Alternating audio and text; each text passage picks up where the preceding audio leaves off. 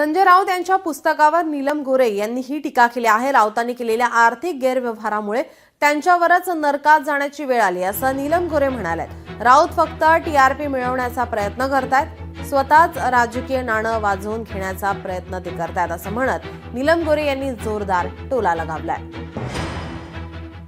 हे जे पुस्तक आहे ते पुस्तक मनी लॉन्ड्रिंग, आर्थिक गैरव्यवहार केल्यानंतर त्यांनी साक्षीदारांना धमकावण्याचा, त्याचबरोबर त्याच्याबद्दलच्या साक्षी पुराव्यात हस्तक्षेप करण्याचा जो संजय राऊत यांनी प्रयत्न केला, त्याच्यामुळे त्यांना या मुळामध्ये नरकामध्ये जायची वेळ आली या जन्मामध्ये।